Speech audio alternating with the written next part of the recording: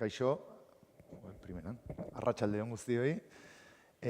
Ongi etorriak gaurko hitzaldia, aurtengo azkenengo hitzaldia, abenduan. Gaurko egunean, Igor Etxabe dugu gurekin, enpresen zuzendaritza ezagutza eta berrikuntzan doktorea Euskal Herriko Unibertsitatean, 2018an egindako tesian. EHUn egiten du lan, eta berez ekonomia sailan edo sartuta dago, eta hala ere, gaurko egunean, Zarauzko historiari buruz edo hitz egingo du, gai interesgarria. Eta, magisteritzan diplomatua ere bada, Euskal Herriko Unibertsitatean,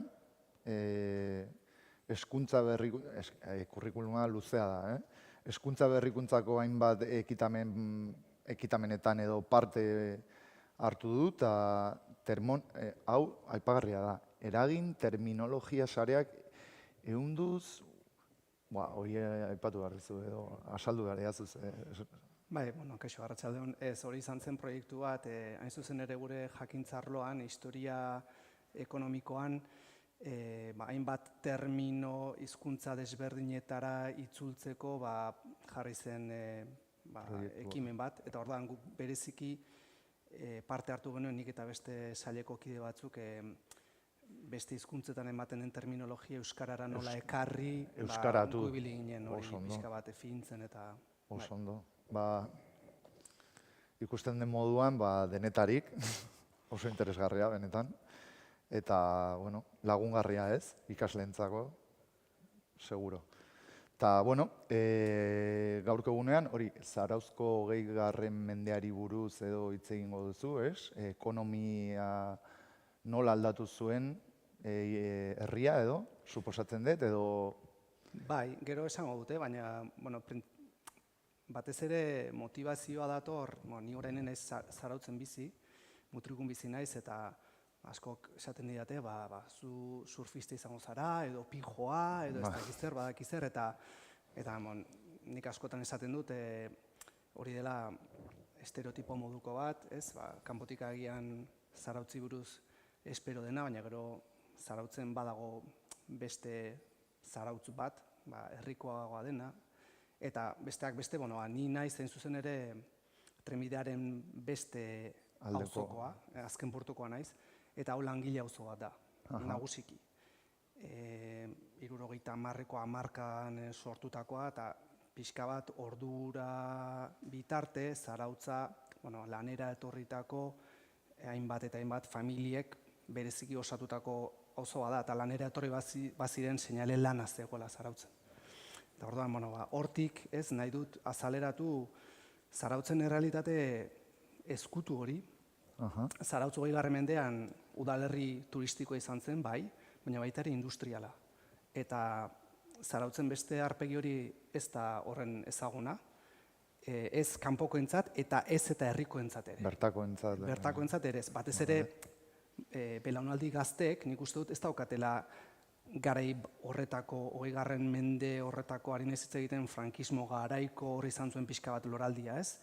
19. mendean hasi eta 20. mendearen erdialdean hor frankismoa amaitzearekin eta gero hor aipatuko edo bestela bukaeran aipatuko dugu zerk ekarri zuen pixka bat aldaketa, ez? Loraldi horren amaiera, baina hor badaude hamarkada batzuk, esango nuke 20. mendeko lehendabiziko bi herenetan, 70ko hamarkadara arte edo, Zarautzek dinamismo industrial handia izan zuen, eta nioen bezala hori zarauztar bereziki gazteentzat ez da ezaguna, eta askoren kasuan ziur nago beraien aitona amonak, Zarautzen lan egindakoak direla. Orduan, familian izango dute errealitate hori, baina askok ez dute ezagutuko.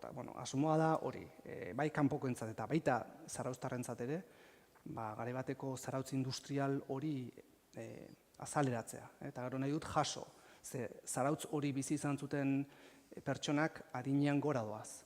Horren ez badugu historia orain jasotzen eta gordetzen, desagertzeko zorian dago. Orain da momentua, garai horretako zarautzen historia hori nolabait jasotzeko. Bueno, helburua hau da, oso polita, eta gaur ekartzen duzun gai hori irakurri dudan moduan ikasleak edo aztertzen ari dira gaur egun, ez? Bai, guk... Osa, ekarpen hori... Bai, gertatzen da, nik ekonomia eta enpresa fakultatean urtero dauzkat, dozen erdi bat, 8 bat ikasle zarauztar, eta gaur egun gradu ikasketak amaitzeko unibertsitatean gradu amaierako lana idatzi behar da. Da, lan akademiko bat, edozein delarik ikasten den gradua, bai filosofian edo pedagogian edo ingenieritzan edo berdin du ze gradu ikasketa den, amaieran lan akademiko bat egin behar da. Gradu amaierako lana ditzen zaio. Eta orduan guk, fakultateak ala eskatuta, urtero lan batzuk proposatu behar ditugu. Gaia edozein izan daiteke. Eta ni lehendabiziko urtean, ona etorri nintzenean, 2008an Donostiara etorri nintzenean pandemiako urtean edo izan zen, eta orduan hasi nintzen, lehendabiziko aldiz hemen Donostian, gaiak soltean proposatzen, ez? Petrolioaren krisia, edo Txileko historia ekonomikoa, loturari gabekoa. Eta gero konturatu nintzen, agian gralak kateatuta proiektu bat abian jarri zitekela. Gral horiek elkarrekin nolabaiteko lotura izango balute, hor gral horietaz haratago zerbait mardulagoa egin zitekela. Eta otu zitzaidan, zarautz aztertzea, zenik hizketan entzuten ditut ikasleak, eta ni badakit nortzu diren zarautze inguruko, segituan harrapatzen diet. Eta orduan, baduzkat nik ikasle zarauztarrak, eta hauek martxan jarriko banitu, eta hortik sortu zen pixka bat hasieran motivazioa. Eta horrela, asmoa da epe zehatzik gabe, urrengo 3, 5, ikusiko dugu zenbat urte irauten duen honek, ze azken finean nigana ikasleak etorri hartzizkite zarauzko gral hauek egiteko interesarekin. Horra, ni nago prestatuta, nik ja dauzkat gai batzuk nolabait prestatuta edo atonduta, ari naiz dokumentazio lan egiten, nortzuk elkarrezketatu beharko lirateken, eta horra nire ikaslea etortzen zaidanean nik ja dena prest daukat berari esateko begira. Egin beharko zunukena gutxi gora bera hau da, hau elkarrezketatu beharko zunuke, bestea, gai zentrala hau izango litzateke, horra, ni nabil pixkat aurre lanketa hori egiten, eta gero, horrekin hasi nintzen dagoeneko duela pare bat urte, lehendabiziko gralak proposatzen, eta iaztik ja 3 gral dauzkat martxan. Oraindik ez direnak defendatu, bat ja pare bat baude ja amaierako fasean, baina eta horren 3 daude martxan, eta beste 2 proposatu ditut, momentuz ez da ikaslerik aurten apuntatu, baina aurrera begira nik izan dauzkat, dozena bat edo 15 bat lan egiteko zerrenda luzea daukat. Eta gara ikusiko dugu horri ze forma eman dakiok egun, aukera asko daude horrekin, liburuxka bat egin, edo dokumental bat, edo...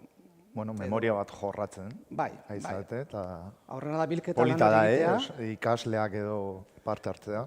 Bai, nik nahi da eurek interesa erakustea, da zarauzko zerbait ikertzen ari direnez, ni beti izaten diet. Nire proiektuan sartzekotan, nik ez dute 10 lan bat eskatzen, baina behintzat eskatzen dut lan txukun bat eta interesarekin egingo duzun lan bat izatea. 5 bila balin bazatoz, hautatu mesez beste lan bat. Eta, hortxe gabiltza momentuz, esan da bezala 3 gral dauzkat martxan, eta aurrera begira beste asko buruan, eta horiek guztiak artikulatuz, aurrera begira nire itxaropena da, zarauzko historia ekonomikoa jasoko duen, zerbait borobiltzea. Oso, hau da helburua eta zurea da hitza. Bale, mila esker. Atrilera pasako naiz. Eta, ikerre dagoeneko izenburua aipatu du, zein den, aurreko mendeari buruz hariko naiz hizketan, 20. mendeari buruz, eta gero ekarri du pixka bat izenburu provokatibo xamarra, propio, Euskal Jaiak eta surfa baina askoz ere gehiago, hemen kurrikulunaren diapo pasako dut, eta motivazioari buruz ere gutxi asko hitz egin dugu hor eserita egon garenean. Eta esan dakoa, titulua bereziki jarri nuen, begira, hau da Zarauzko arte eta historia museoko webgunea, bai? Eta bertan dago atal bat Zarauzko historia izenekoa. Eta hor, Zarauzko historiaren zertzela da nagusienak ematen dira.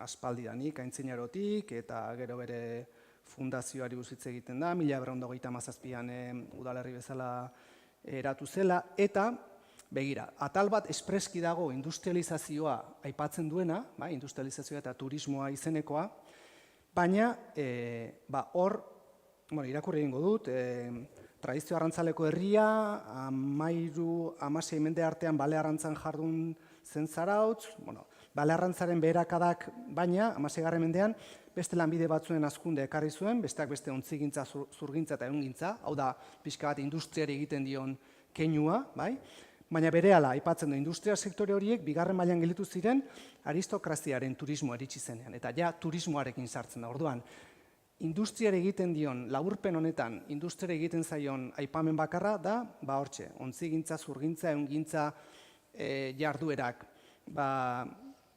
egon zirela, eta ja turismoarekin sartzen da, eta gero gaur egungo Zarautzen, begira, hain zuzen ere, nik nire titulura ekarri ditudan bi gaiak agertzen dira. Euskal jaiak eta surfa. Eta hau izan zen, askotan esaten den bezala, basoa lehertu zuen urtanta, ez? Hau ikusi nuen, desan nuen.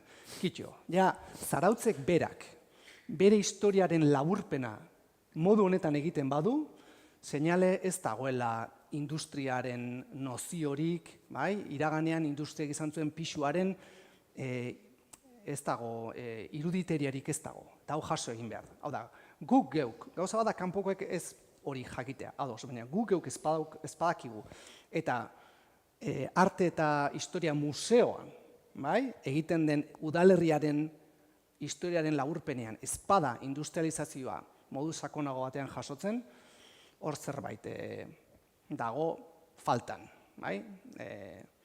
ikusten denez. Eta hau izan zen, nolabait motivazioaren abia puntua. Ez badago eginda, egin beharko dugu, eta nioen bezala, garai horretan, Zarautz industria jarduera, mardul xamar bat, edo izan zuen udalerri hori ezagutu zuen jendea adinean gora doa, eta beraz hau jaso egin behar da, eta hori izan zen pixka bat, nire motivazioa, ez? Eta baita ere, nebauzue pixka bat egiten badugu, gaur egun Zarautzi buruz idatzi denaren errepaso moduko bat, ikusten dugu baita ere, literaturan, literatura akademikoan, Zarauzko industrializazioari egiten zaion aipamena oso marginala dela, ez? Hor adibidez, lehen postuan jarri dut, Miguel de Aramburu elkarteak berak 2017an plazaratutako liburua, sustatutako liburua, Gipuzkoako historiaren sintesia izenekoa, Elena Torre Garaik eta Álvaro Aragonek idatzitakoa, eta horra adibidez Zarautz ez da aipatzen, hau ez da ekonomiari buruzko liburu bat, baina badoka pasarte bat, bilintzen begira, eta Zarautz ez da aipatzen, eta ez doa hemen kritika soilik Gipuzkoako historialariei edo Miguel de Aramburu elkartekoei, nire saileko beste bi lankide dakartzat jarraian, Elena eta Isabel, hauek Gipuzkoa Industrial 1886-1924 liburua argitaratu zuten 2017an, eta hauek 1924 arteko azterketa egiten dut, baina horre Zarautziz diote espreskia aipamenik egiten, ez? Eta horrela, zerrenda luzeagoa da, isa jartzen duten guztietan ez da Zarautzen inguruko aipamenik egiten, eta soilik Jordi Katalanen liburu honetan, aipamen bat egiten zaio Zarauzko altzarigintzari. 1918 arte eraman zuen analizia Jordik, eta aipatzen du, lerro pare batean aipatzen du, Gipuzkoa mailan, Zarautzek altzarigintzan izan zuen papera, garai horretarako dagoeneko garrantzitsua zela. Baina ikusten da, ez dagoela jasota, ez? Garbi dago, Zarautzek ez du eibar batek merezi duen aipamenik, merezi hori garbi dago. Baina, ikusiko dugunez, Zarauzko industriari arreta gehien eskaintzen dioten lanak Zarauztik bertatik atera dira. Adibidez, 1987an Zarautzek 750 urte urrona bete zuenean udalerri bezala sortu zenetik 1937an, Horre, Jesus Altuna eta beste ikerlari batzuk, ikerlari talde bate osatu zuten, bertan 3 liburu plazaratu ziren, eta horietako lehendabizikoan egiten zaio aipamen bat, zuzen ere Santiago Piquerok eta Javier Sánchezek, El nacimiento del Zarautz moderno, izeneko atal bat idazten dute, eta hor egiten zaio aipamen bat, eta gero beranduago, 89an, Jose Manuel Gesalagak, komunikazioen grafika Otzarreta enpresako buruak, berak beste liburu potolo bat plazaratu zuen, eta hor Txomin Arrutik eta Juanjo Gabinak baita ere aipatzen dute pixka zarauzko industria. Baina, esan nahi dut, literaturan ez dago, baina ikusten ditugu, batez ere Zarauztik ertendako ikerlanetan edo Zarautzen emandako gertakizunetan, bai kontraste moduan aipatzen da Zarauzko industriaren garrantzia. Lehen aipatu dudan liburu horretan, Piquero eta Sánchezen liburuan, esaten da, es difícil adjudicarle un epíteto adecuado, Zarautzi buruz ari dira, baina algunos la llaman turística, pero Zarauz no solo es eso, es también industrial, sin ser por ello un Eibar o un Rentería. Esaten da, ez dela top udalerri bat, baina badaukala beste aurpegi hori, industriala ere modu batean badela. Hori 30ko hamarkadari buruz ari da hizketan, la década de los 30. Gero beranduago, 1943an adibidez topatu dut Jose Maria Agirre Isasik, garai horretan Bergarako Unión Cerrajera enpresako zuzendaria zenak, Zarauzko industrialariei hitzaldi bat eman zien udaletxean, 43an. Eta bertan, esaten die, entzulei, permitidme que os felicite porque Zarauz ocupe también ese primer plano de las villas industriosas guipuzcoanas. Orduan, hondartzaz aparte, industria bat daukala, bai? Ese primer plano, orduan, ez da edozein. Da, garai horretan industrian, nolabait, pixu nabarmena daukan udalerri bat Gipuzkoa mailan, ezta? Eta azken testutxo bat, ekarri dizuet, 1996koa, La Actualidad aldizkarian, Zarauz Playa Industria izeneko beste pasartea dago, eta bertan esaten da, el Zarauz actual, aunque no deja de ser una interesante población veraniega, es sobre todo alta e importantemente industrial. Orduan, gutxienez, turismoaren pare jartzen du 46an agerkari honek Zarauzko industria. Orduan, esan nahi dut, topatu ditut, nolabaiteko froga batzuk, garai horretan, 20. mendearen erdi inguruan, frankismoaren lehendabiziko urtetan, Zarauzko industriak izandako pixu, nabarmena jasotzen duten pasarte batzuk bildu dizkizuetor. Eta gero, kurioski, azken urte hauetan eta elkarren artean antolatu gabe, ekimen desberdinak jarri dira Zarauzko industria eta oro har iragana aztertzeko asmoarekin. Orduan, eta esan dakoa, paraleloan ari gara lanean, gero gure artean egin ditugu nolabaiteko kolaborazio batzuk, baina sorburuan berez dira 3 ekimen desberdin eta independiente. Hemen dauzkagu Pedro eta Javier Sainz Beiztegi anaiak eta Javier Agirre Baitia, hauek osatu dute Zarautzen la Memoria izeneko talde bat, eta ari dira hauek ere Zarauzko historia aztertzen. Hemen ekarri dizuet, hauek momentuz 3 kuaderno publikatu dituzte.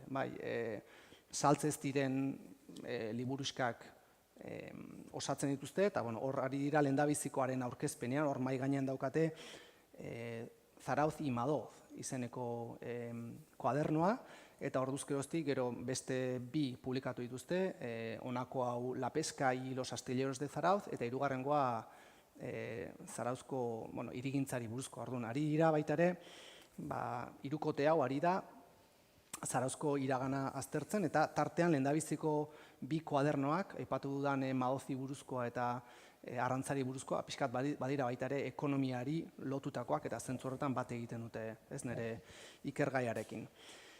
Gero, paraleloan, bai, Juan Mari Iraolak, iaz, 2022an Una breve historia de Zarauz, liburua plazaratu zuen, eta aurten, 23an, duela astebete, aurreko astean, inprentatik jaso dugu euskararako bertsioa, nik itzuli diote euskarara, hauxe da liburuaren portada, Zarautzen salgai dago Garoa liburu dendan, eta berak bereziki Juan Marik liburuaren 6-5 atalean industriari buruz sakon hitz egiten du, eta besteak beste sektore ekonomiko desberdinetan Zarauzko enpresen zerrendak plazaratzen ditu, eta benetan oso liburu gomendagarria da.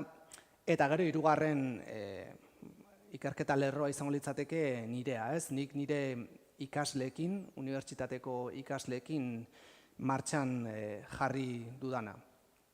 Eta, lehen esan dugu, metodologia edo guk darabilkigun bidea da gradu amaierako lanen bitartez, ez? Ikasleek gradu amaierako lanak egin behar dituzte euren gradu ikasketak amaitzeko, eta orduan nik proposatzen dizkiet Zarautzi lotutako lanak eta asmoa da aurrera begira horiek nolabait kateatuz, horrekin zerbait egitea. Eta helburua lehen esan dugun bezala da Zarauzko 20. mendeko industrializazioa dokumentatu eta nolabait horren berri ematea ahanzturan ez erortzeko.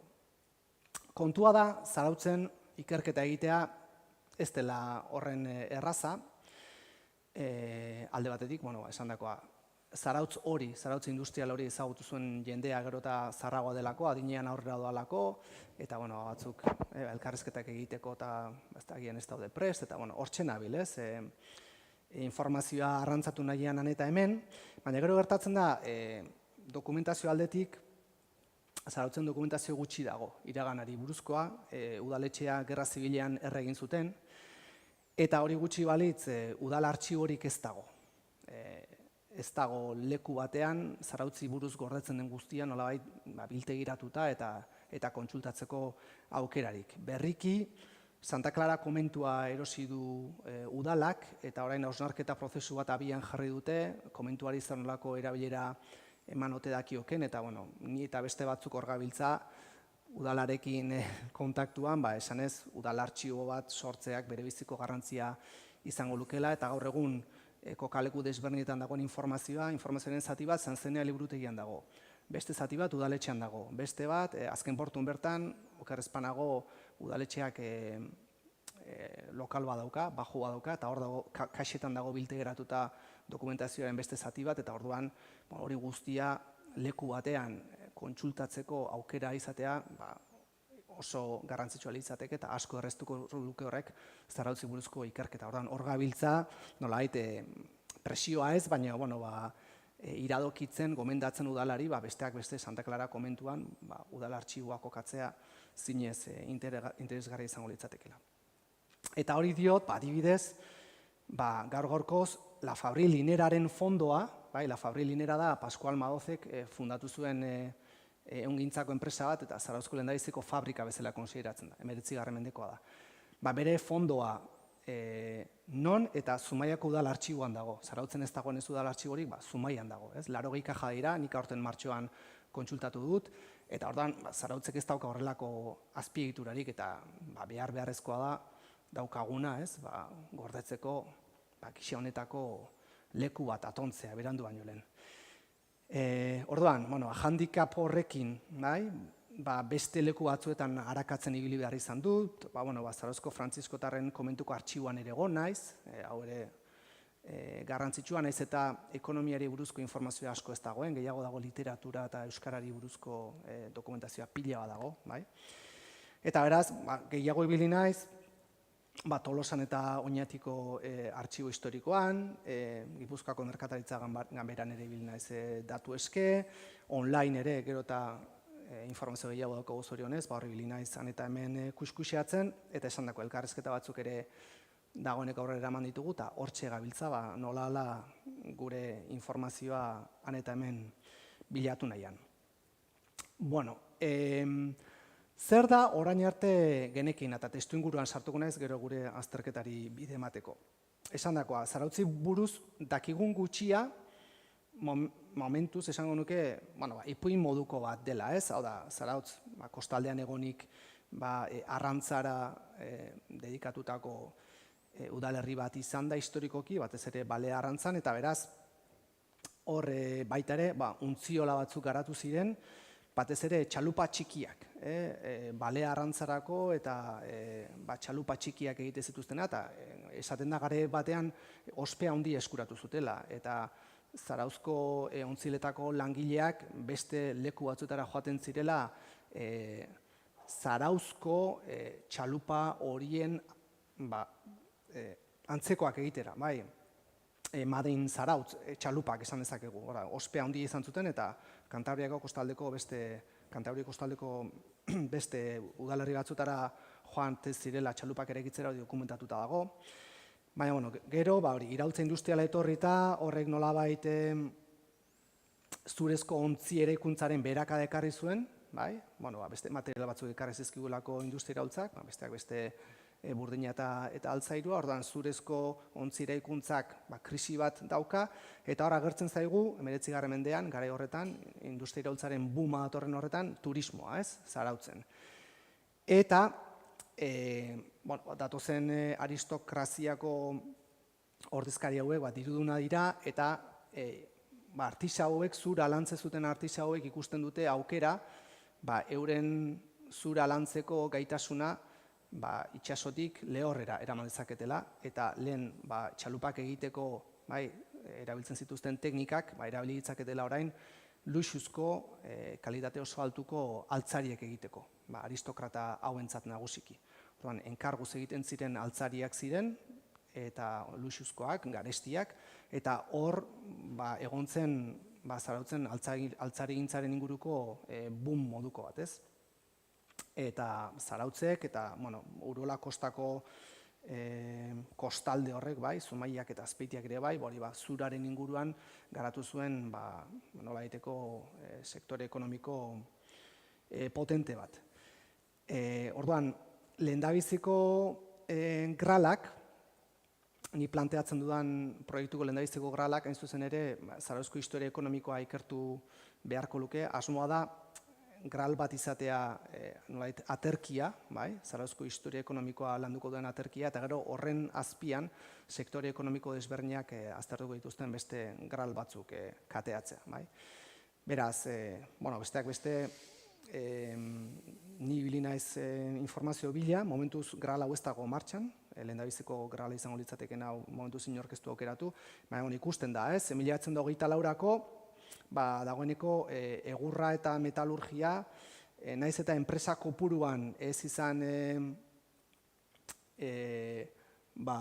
enpresa gehienak dituztenak udalerrian, Zarautzen, baina adibidez kapitalari dagokionez, Zarauzko kapitalaren erdia egurraren sektorean dagoia, eta 120 pasatxo metalurgian. Kopuru ere dagokionez, elikadura ehungintza, 16 enpresarekin, hemen tartean badira batzuk autonomoak diren jostunak eta bar, baina ehungintza bada sektore garrantzitsu bat, eta gero eraikuntzak, batez ere Gipuzkoa mailan ikusten da zer pixu dauka, 20ko hamarkadan Zarautz zabaltze edatze bidean dagoen udalerri bada, eta ikusten da, ez dakit, kapitalere haukenez egurra eta metalaren pixua, baina beste sektore batzuk ere dagoeneko mugitzen hasita daudela esango nuke.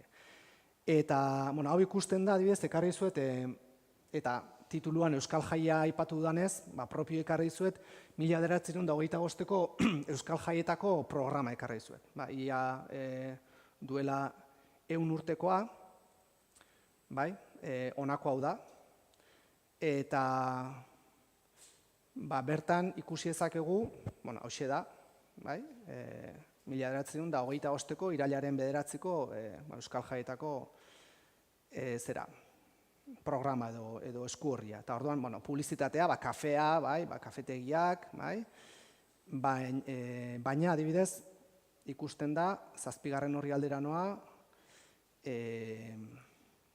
hemen adibidez ikusten da, ez? Izagirrei konpainia, gran fabrika de muebles de lujo. Orduan, lehen aipatu dugun luxuzko altzarien eraikuntza egiten duen enpresa baten iragarki daukagu, baina ez bakarrik hori, Arin Hermanosek bobinak egiten ditu ehungintzarako. Orduan, ikusten da ehungintzako beste enpresa baten testigantza daukagu hemen, eta pixka bat beste batzuk aipatzearren, 14. orrialdean, begira, hauxe adierazgarria iruditu zait, Pielov enpresaren iragarkia da, Federico Pielov, eta hemen esaten da, hemen azpian aipatzen da, pidan hoy todavía catálogo y precios a la primera fábrica nacional de material y aparatos eléctricos. Vale, autogomo moduko bat izan daiteke, gauzak diren bezala, baina, badago, sektore elektrikoan, dabilen beste enpresa bat, eta gero Pieloven enpresa 100 langiletik gora izatera iritsi zen, orduan, lehendabiziko zertzeladak, batez ere altzarigintza, baina altzarigintzaz haratago badaude 20. hamarkadarako beste sektore ekonomiko batzuk, dagoeneko esan dezakegu martxan daudenak zarautzen. Pare bat hamarkada beranduago, beste argazki bat ateratzen badugu, 1940 bateko datuak ekarri dizkizuet. Gipuzkoako merkataritza ganberakoak hauek, eta hor ja bai ikusten da egurraren nagusitasuna garbi. Zarautz mailan ja 26 enpresa 64tik dira egurraren sektorean daudenak, hori 140tik gora da, eta hemen kapitalaren datu ez, baizik eta langileen datu ekarri dizuet, Gipuzkoarekiko, provintzia osoarekiko, eta ikusten da 205 langile daudela zuraren egurraren sektorean zarautzen, eta horrek suposatzen duia zarauzko langileen erdia, eta zuraren sektorean Gipuzkoan dauden langileen 10% pasatxo zarautzen ari da lanean. Horren ikusten da berezik hor ja zuraren nagusitasuna. Eta horrekin batera, metalurgiak, baita ere, 271 langile dauzka, metalaren sektoreak, eta naiz eta Gipuzkoarekiko ez izan oso representatiboa, zarautzen, Gipuzkoan ordurako metalaren sektorean enpresa oso garrantzitsuak eta potente daudelakoan eta hemen, baina, zarautzi dagokionez, 1000 langile eskaseko kopuruan, 271 langile metalaren industrian egotea, bada zerbait, ez? Orduan, ikusten da, bereziki ordea bai egurrak eta metalak hartzen duten garrantzia, ez? Eta hemen ekarri zuet, ez da 40ko hamarkadakoa, 53ko beste dokumentutxo bat ekarri dizuet, Zarautz Playa de Moda izenekoa, eta bertan, honako hau da, hori lehenekoa zen, hauxe da, eta bertan ateratzen dira, begira, adibidez, Adolfo de Aranoak, eta ikusi zerrolako altzariak, zerrolako akabatuak edo dauzkaten altzariek, dauzkate hori zuraren oso lanketa eskizitoa eta fina eskatzen duten zatia dauzkate gare horretako zarauzko altzariek, ez? Eta gero adierazgarria da, iragarki hori bera frantsesez ere badagoela, berdina azpian frantsesez dago, kanpoko merkatu bati, keinu eginez. Gero dago baita ere hemen eguzki modeloa, hau benetan garrantzitsua eta ezaguna izatera iritsi zen, hau Arruti enpresarena da, hau izango da altzarigintzan zarautzen 20. mendean egongo den enpresarik garrantzitsuena, eta da nolabait ireki eta ixten den armario modukoa da, eguzki modelokoa, eta hau benetan oso ezaguna izatera iritsi zen, eta beste bat aipatzeagatik, altzarigintza bakarrik ez, begira, Talleres Albizu izeneko honek, baita ere, muntaia elektromekanikoak egiten ditu, eta metalaren presentziare hor ikusten da, orduan zura nagusiki, garbi dago, baina badago zuraz haratago gauza gehiago ere. Eta gero ekarri dizuet, azken argazki bat, 60ko hamarkadakoa, hemen nik enpresako burua soilik topatu dut, gero beste aipamen batzuk egingo ditut orokorragoa direnak, hemen bai ikusten da egurra eta metalurgiaren ja nagusigo aplastantea, egurrean zentratzen dira enpresen 42, lehen 40 zen, 42, eta metalurgiare 20 gora. Egurra eta metalurgia, baina baude beste sektore batzuk ere hor zarautzen. Eta esan dakoa, ez ditute probintziako datuak nik momentuz lortu, garai honetakoak, besteak beste hau, gral hau egiten duen ikaslea jorratu beharreko zerbait izango da, datu bilketa nolabait anitzagoa eta zehatzago egitea, baina bai adibidez, da honeko egin dugun elkarrizketa batzuetan, atera zaizkigu aipamen batzuk 60ko hamarkadari buruzkoak, eta adibidez, batek esaten zigun, elkarrezketatu genuen pertsona batek, Gipuzkoako 3. udalerri industrialena izatera iritsi zela 60ko hamarkadan Zarautz, Eibar eta Oreretaren ondoren. Bai, eta hain zuzen ere hauek dira lehen pasarte batean aipatu ditugun bi udalerriak, ez? Orduan, nik galderekurra jarri diot, ez dakit, ez dago dokumentatuta, baina nik elkarrezketa batean entzun dudan iritzi bat da, bai? Gero hau datua da, kontrastatu nahian nabil, ni neu lehendabiziko pertsonan, bai, ibili naiz datu eske Madrilera eta momentuz ez ditute gizarte segurantzako datuak lortu, baina Juan Mari Iraolak, lehen esan dudan liburuan, iaz plazaratutako liburuan, eta aurreko astean euskeraz argitaratu dugun liburuan, bertan dio, eta ematen du datu hau, 8.000 biztanle zituela 60an Zarautzek, eta garai horretan, herriko enpresetan 6.200 pertsona zeudela gizarte segurantzan alta emanda. Orduan, 8.000 biztanleko populazioan, pentsatu daiteke biztanleria aktiboa izan daitekeela 5.000, 4.000 pertsonakoa, ze hor izango ditugu gazteak eta aurrak eta jubilatuak, lan egingo ez dutenak.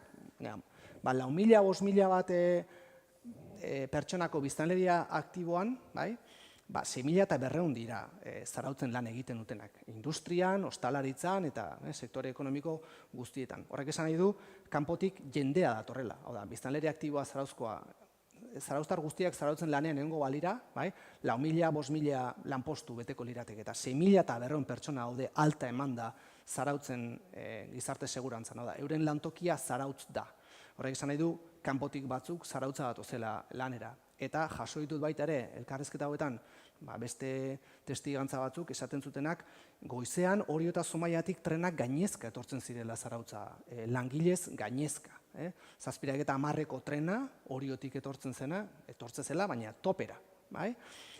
Beste elkarrezketa batean esan diate, adibidez, arrantzalek, Orioko arrantzalek, arrantza kanpaina bukatzen zenean, udazkenean, asko gero neguko hilabetetan Zarautzen lan egiten zutela, berriz ere udaberrian, antxoaren kanpaina eta itsasorako bidea hartu horretik, neguko hilabetetan Zarautzen lan egiten zutela. Eta batzuk, are adierazgarriagoa da, oinez etortzen zirela Zarautza. Hau da, kanpinetik, txurrukatik, kanpinetik barrena Zarautza etortzen ziren oinez, agian trena ordaintzeko dirurik ez, eta esan nahi dut, zegoela kanpotik Zarautza etortzeko joera, eta atzo bertan amarekin hizketan, esaten zidan, nire aitonaren bi arreba, Deban bizita, Zarautza etortzen zirela lanera, ez?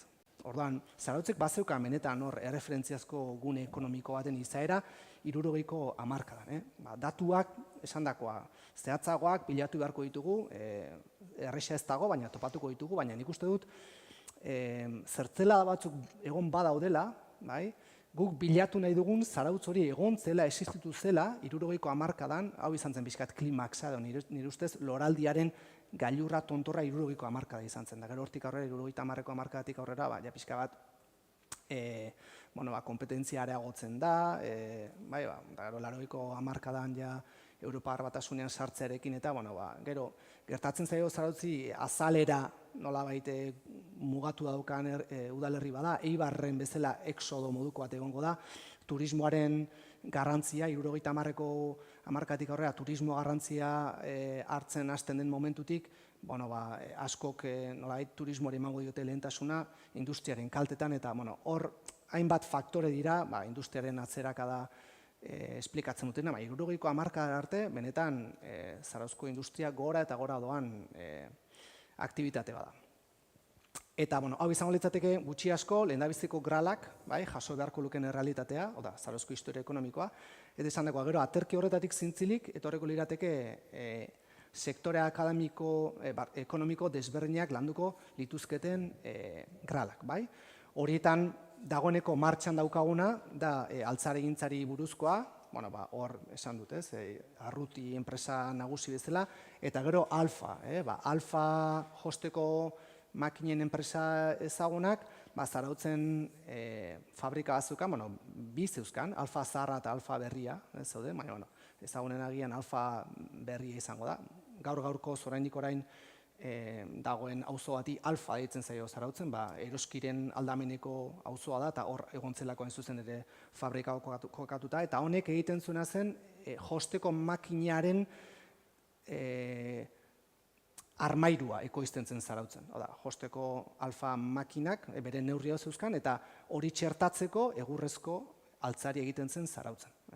Benetan, enpresa fabrika garrantzitsua izan zen, nik erora jakin dut adibidez, nire bi aitonak, hemen lan egindako zirela, batek tailerran egiten zuen lana, eta bestea kamioi gidaria zen.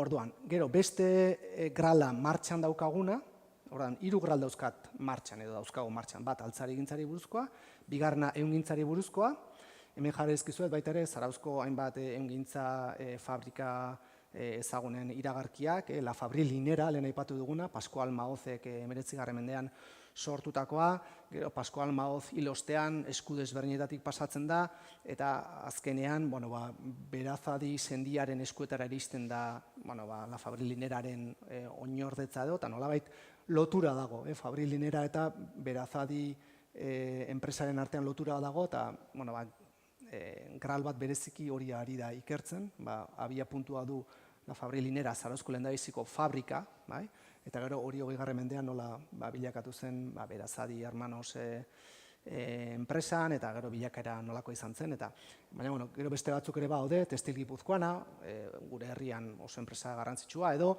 Lizundiatarrena, iaz arte, edo aurten arte Zarauzko gaztetxea, kokatuta zegoen fabrika hori izan zen Lizundiaren tela fabrika.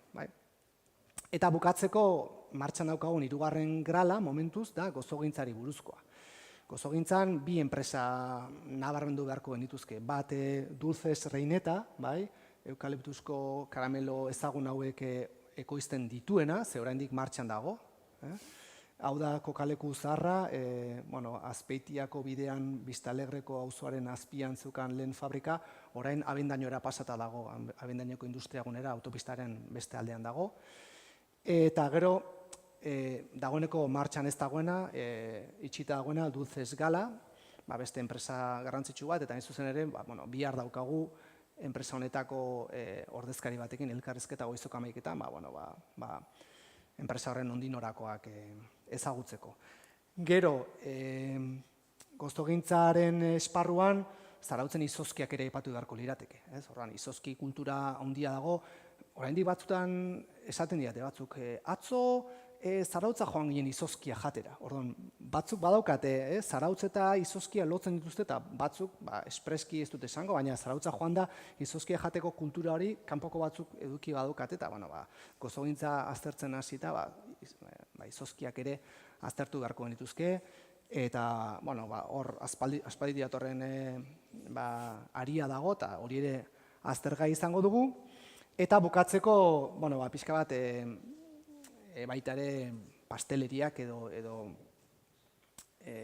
pastelak eta antzeko beste gozokiak egitea ze arduratzen ziren beste denda pila bat zeuden, agian ezagunena Sierrasina izan daiteke, honek kale nagusian, ni txikian nintzela, gabonetan kokodrilo bat egiten zuen, pastel moduko bat, eta gero kokodriloak zeukan nolait haua irikita, eta gu egoten ginen aur guztiak hor kristalaren beste aldean kokodriloari begira, eta Sierrasina bezala beste denda pila bat egon dira pastelak eta antzeko gozoak egite zituztenak, eta 3. grala izango litzateke pixka bat gozogintzari buruzkoa. Horren esan dako, hauek dagoeneko martxan daude, beste bi dagoeneko proposatuta dauzkat, Zarauzko gral orokorrarekin batera. Momentuz, ez da ikasle zarauztarrik edo inguruko ikaslerik hurbildu. Ez dauka zertan zarauztar izan beharrik, nigana datorrenak, baizik eta gero ikerlana Zarautzen egin beharko denez, hurbiltasun geografikoak lagundu dezake ikaslearentzat, baina ez dago zertan zarauztar izan beharrik nirekin grala hauek ikasteko eta ikertzeko. Horren, 4. proposatu dudana, 5. izango litzateke orotara, da inprimategiei buruzkoa, eta hemen dauzkagu, itxaropena ezagunena, itxaropena argitaletxea, iaz 80 urte bete zituen, eta Zarautzen erakusketa oso polita antolatu zuten, eta badaude beste batzuk, Editorial Baska, eta Zarautz egia esan, inprenta munduan, kokaleku garrantzitsua izan da. Euskal kulturan eta literaturan eta plazaratu diren hainbat eta hainbat liburu Zarautzen inprimatuak izan dira. Eta beste grala eta proposatutako momentuz azkena izango litzateke musika instrumentuei buruzkoa. Hemen daukagu, oraindik martxan dagoen Enrique Keller izeneko enpresa, honek hainbat musika instrumentu egiten ditu, agian ezagunenak gitarra espainolak edo dira, ziurrenik askok ez dakite, etxean daukaten gitarra espainola Zarautzen egindakoa dela. Eta bere garaian, akordeoiak ere egiten zituen beste enpresa bat bazegoen, akordeonez Gerrin izenekoa, eta badaude, esan dako, altzari gintzatik haratago badaude beste enpresa batzuk Zarautzen kokalekoa izan zutenak. Eta beste hainbat jarduera ere ikertzeko aukera dago, lehen esan dut, dozena 15 bat gral egiteko aukera dagoela. Adibidez, beste bat izango litzateke makina osagaiei buruzkoa, hor enpresa pila bat dauzkagu, metalaren sektorean ikertu daitezkenak. Automozioan, zer esanik ez, hor agian Derlan aipatu beharko nuke, Derlan dagoeneko ikertutako zerbait da, Zarauzko beste nire lagun batek ikertu zuen, duela 45 urte, dokumental bat egin zuen, Derlani buruzkoa, eta sarean zintzilikatutago, Derlan zen motoak egiten zituen enpresa bat. Derlan Boar izenekoa, eta Zarautzen motoak egiten ziren. Lambretak eta Vespak eta baina Zarautzen motoak egiten zituen enpresa bat zegoen. Orduan, nolabait automozioan ere, Zarautzek bazeukan bere ordezkaritza. Gero, plastikoena, pardo agian ezaguna da baita ere, karpeta asko eta agian etxean dituzuenak eta funda plastikozkoak eta pardo enpresak egindakoak dira. Iaz arte Zarautzen egon da, eta orain etxeak egitera doaz pardo lehen zegoen lekuan, Salberden inguruan, eta orain Aizarna Zabala pasa da. Hau da, Zarauzko industriaren pixka bat egoera, ez?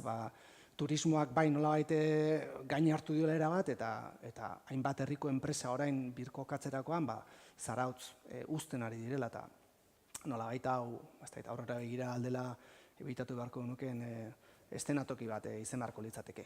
Gero, plastikoari lotuta, plastiko Zurteta, Zarautz, Mollarri, gaur-gaurkoz oraindik martxan dauden enpresa batzuk daude, jostailuen atalean adibidez, JM jostailuak denda Zarautzen irekita dago, Azpeitian ere beste denda badauka, edo Jolas izeneko enpresara aipatu daiteke, hau Elektrotaz enpresa honen beste aktibitate lerro bat da, eta umeentzat parkeak egiten dituzte. Eta orduan Euskal Herriko hainbat plazetan dauden umeentzako kolumpioak eta txirristak eta bestelakoak Zarautzen egindakoak dira. Eta hori askok ez dakite.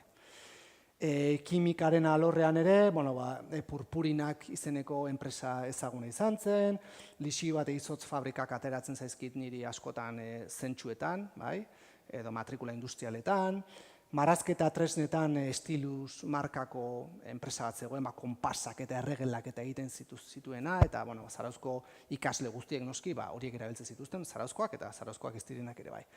Eraikuntzan, boom handia izan du, eta badaude hor horri lotutako enpresak Zarauztarra direnak, surfa ere bai, surfaren aktibitatea, nolabait, oholak surferako tablak egituzten enpresa batzuk Zarautzen kokatuta daude, Pukas berriki Zarautza bueltatu da. Aktibitatea orain berriz ere Zarautzen industriagunean egiten du. Hor badaude pare bat enpresa surfari lotutakoak, edariak ere aipatu ditzakegu, Txakolina, Sagardoa, Txanpaina, gaseosa fabrikak, eta amaitzeko, eta beste ikerketa lerro bat izan daiteke Zarauztarrek Zarauztik kanpo sustatutako enpresenak. Ze badaude Zarauztarrak izan da, enpresa Zarauztik kanpo sortu duten ekintzaile batzuk. Adibidez, Laguna del Norte, Zarauztar batek sortutako enpresa da, edo Indauz Beragetarian, edo Murias eraikuntza enpresa Galiziatik Zarautza bizitzera etorretako familia baten ondorengoek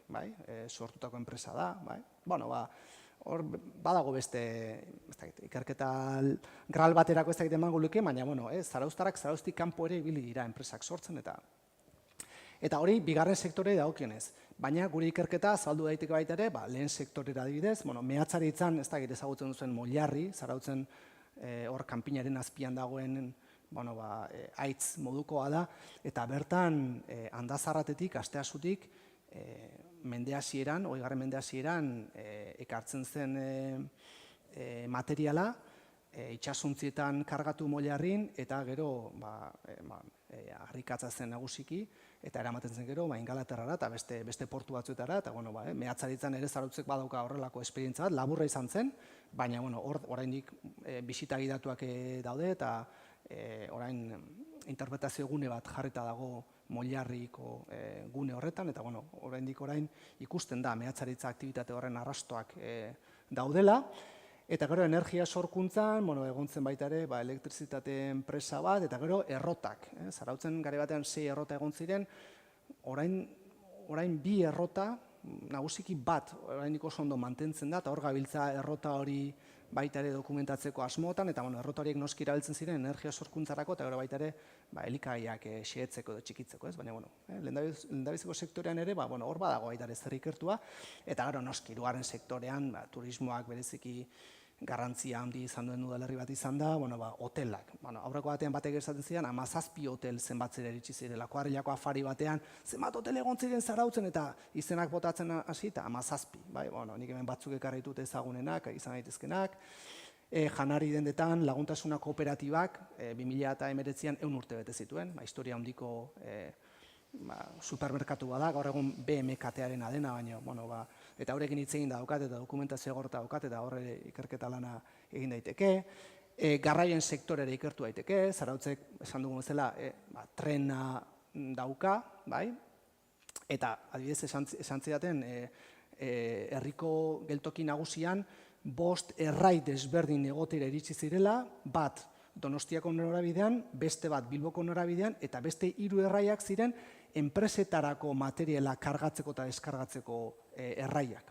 Hor zauden herriko geltokiaren inguruan hain zuzen ere enpresa esente zeuden, eta orduan trenaren garrantzia, ez bakarrik bidaiarien trafikorako, mugimendurako, baizik eta lehengaien eta amaierako produktuen garraiorako ere bere biziko garrantzia izan zuen. Gero 70ko hamarkadatik aurrera autopistaren garrantzia ere eta gero garraiolari pribatua, dagoeneko adibidez bat elkarrizketatu nuen duela hilabete, Basilio Calleja, bere aitarekin, kamioarekin ibilita, eta berak gauza asko kontatu zizkidan, zer nolako lehen gaiak ibiltzen zituzten hara eta hona berak eta bere aitak kamioian, besteak beste, esan zidan, goxokiak egiteko glukosa upeletan edo barriletan ekartzen zutela eta nola deskargatzen zuten rampa batzuetan, eta ez dakiz zer da. Horregi esan, garraioen sektoreari buruz ere egin daiteke ikerketa bat, eta bukatzeko eskolak.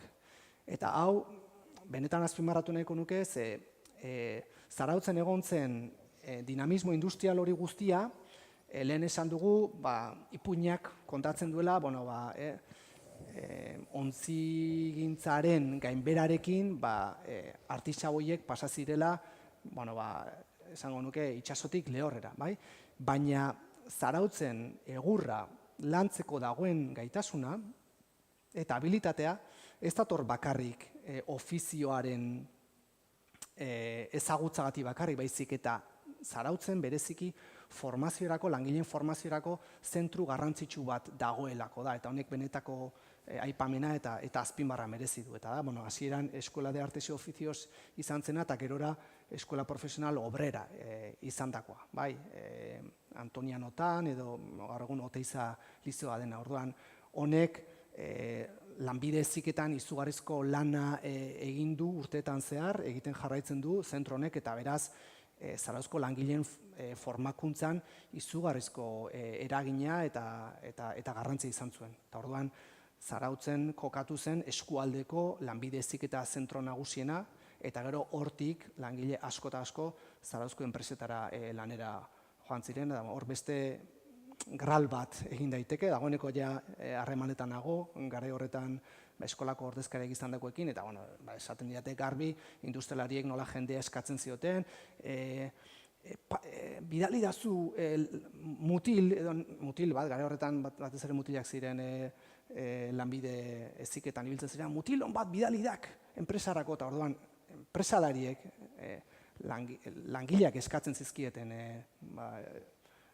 Antonia Nogei edo eskola profesional horrelari laneskua behar zutelako eta kualifikatua. Eta horren irtetzen ziren kualifikazio maila batekin, zuzenean gero enpresan lan egitera. Horren benetan garrantzitsua baita ere Zarautzen formazio lana egiten zuen zentro honen papera.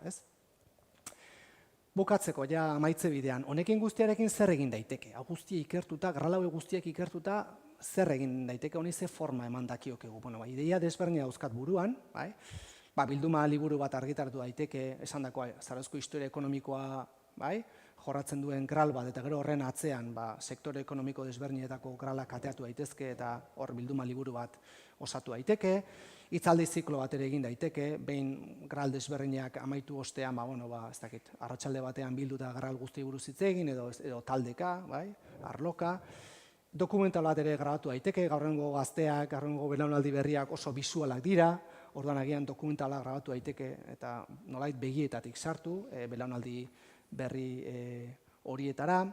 Gero herriko ikastetxentzat unitate didaktikoak ere sortu daitezke, agian pixkat modu divulgatiboago batean, sektore ekonomiko desberdinetako nondik norakoak eta ibilbidea eta enpresa desberdinen informazioa, eta agian bisitak ere egin daitezke, horietako batzuk oraindik funtzionamenduan daude, eta horren herriko ikastoletako aurrak joan daitezke eta ikusi, eta Gero, Zarautzen fabrikatutako produktuen erakusketa bat ere antolatu daiteke, fizikoki, leku batean bildu, eta begira, Zarauzko herritarren harridurarako Zarautzen zenbat gauza egiten ziren, ez? Beste idea bada, edo mugikorretarako aplikazio bat ere sortu daiteke, adibidez, Zarauzko gaur egungo mapa baten gainean, ez dakit turistak edo herritarrak mugitu daitezke, eta gero kokaleku bat ere iritsita, adibidez, botoi bati eman, eta garai horretan, iraganean, kokaleku horretan zegoen tailer bati buruzko informazioa atera daiteke aplikazio horretan, eta hori buruzko historia ekonomiko txiki bat sartu, eta zuri beltzeko argazkiak, eta horrelako aplikazio bat ere agian sortu daiteke, bisita gidatuak ere prestatu daitezke agian turismo bulegotik, garai bateko enpresa zaharrak bisitatzeko, eta gero egiten ari garen elkarrizketak, oso garrantzitsuak izan daitezke, ez soilik edukiagatik bakarrik, baizik eta Zarauzko hizkera jasotzen ari garelako. Zarauzko garai bateko hitz egiteko modua. Eta orduan, ahotsak proiektuari ere, gure elkarrizketak emateko asmoa daukagu, dokumentatu dezaten, Zarauzko 20. mendean jaiotako pertsonen hizkera, euskeraz hitz egiteko modua nolakoa den, eta elkarrizketa horien grabazioak ere, ahotsak proiektuari eskaintzeko aukera hor dago, eta honeko hitz egin dugu, eta gure partetik ez daukagu inolako eragozpenik, eta are gehiago, edukia ez ezik forma ere, hizkuntza ere jasotzea, garrantzitsua izan daiteke. Eta, aurrera begira, esan beharko baita ere, diru laguntza bat lortzeko bidean gabiltzala, gauzak ondo bidean, 2024an, Zarautzi buruzko grado amaierako lan bat edo master amaierako lan bat egiteko, udalak oraindik ez du ofizialki onartu, baina onartze bidean dago diru laguntza deialdi bat, 20 diru poltsa eskainiko ditu Zarauzko udalak 500 eurotakoak, Zarautzi buruzko ikerketa egin asmo duten gaztentzat, eta honek Zarautzi buruzko ikerketa sustatzeko pixka bat balio dezaken, orduan hor gabiltza, interesatako gogoa daukagu eta motivazioa ere eta benetan ikusten dugu ezkutuko Zarautz hori azaleratzeko beharra, eta garbi daukagu norabidea zein den, eta orain besterik gabe, ea ikasle zarauztarrak animatzen diren irekin bideo hau jorratzera. Eta bukatzeko ondori bezala, argazki hau ekarri dizuet, ez? Zarautz, hondartza eta malekoia eta kafeak eta kafetegiak eta guzti hori, baina atzean ikusten da, hau dela enpresa batzuk, ez? Hau Harin Hermanosen fabrika da, hau Pielofena da, atzean horre alfa daukagu, orduan, hau da amaitzeko erakutsi nahi dudan argazkia. Zarautz, turismoa, hondartza, baina bazegoela 20. mendean, pixka bat ezkutuan, atzean, bigarren planoan, baina existitu zela nolabaiteko errealitate industrial bat, ahanzturan erortzeko arriskoan dagoena, eta guk proiektu honen bitartez jaso nahi duguna. Eskerrik asko. Eskerrik asko. Mi esker, eseri nahi bat zu hemen. Ni komentario bat dakat eta galdera, txiki bat, bukatzeko, gero nahi bat zu denbora dugu, sorte egia. Komentatu dituzu izozkiak eta goratu naiz. Donostian oso ezaguna den izozki denda bat, zera da, Boulevard deitzen dena, Zarauzten ekoizten dira izozki horiek. Osea, han daude fabrikat, edo han omen daude. Osea, bai, bidia, Kursalean eta hemen Boulevardrean, Boulevard deitzen dira, eta oso famatuak dira. Eta bai, potoloa da, enpresa hori, eta zarauztarrak dira, omen dira. Bai, uste dut zestoarrak direla. Zestoa, Baina Zarautzen daukate beste bai, edo heladeria italiana daukate, eta Vale. orduan dauzkate nolabait bi izoztegi desberdin eta fabrikazio prozesua ez dakit, baina agian bai Zarautzen bai, egiten dute. uste, bai. Eta gero, karo, Alfa enpresa aipatu duzu edo beste batzuk. Dokumentuak lortzeko haiengan edo jo behar duzu, ez nola baita, osea, azken finean hori da bidea. Ez nekien Zarauzko artxiboa suntxitu zen, 20. mendean. Udaletxea, bai, udaletxea Bueno, eta artxiboa eta dokumentazio guztia, akabo. Donostiako kasua, berbera. Orduan, bueno, sailtasun hori daukau, eta hori pixkat edo konpontzeko bidea hori da, ez? Bueno, edo pentsatu duzu Alfara deitu edo eske horrelako enpresa potoloek edo.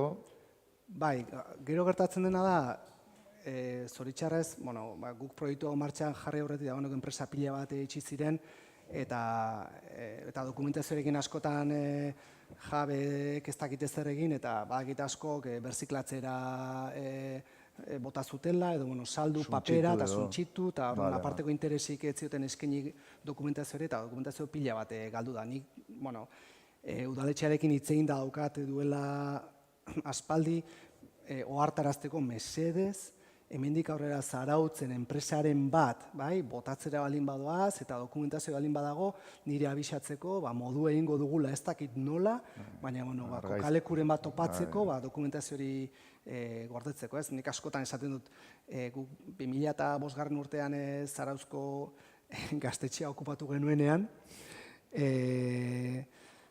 ofizinako dokumentazioa zegoen, da guk ez genuen horri aparteko garrantziarik eman. Eta gogoratzen naiz nola suntxitu genuen gu geuk dokumentazio hori, lantalde ezberdinak sortu ziren, eta bat izan zen garbiketarena, eta hartuta dena bota zen, ez? Orduan, nik orain, ni orduan ez dagoen unibertsitatean lanean, ez? Baina orain hori krimen, katastrofe moduko bat bezala ikusten dut. Errepikatu ezin den esperientzia bat bezala. Orduan, udalari aspalditik mezua igorreta daukat, jakin baldin badakizue.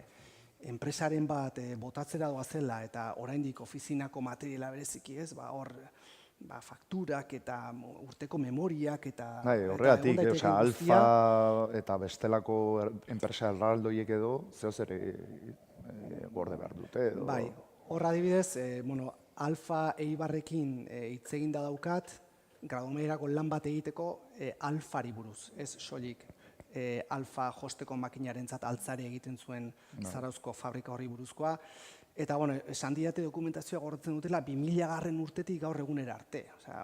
Horiek ere ez diate oso informazio asko eskaintzeko aukerarik eman, eta horra gian, ordurako ja Zarauzko etzegoen. Ordan oso zaila izango da Zarauzko Alfari buruzko informazioa. Aurkitzea ezpada, beste artxiboetan, eta beste enpresekin antzeko zerbait gertatzen da.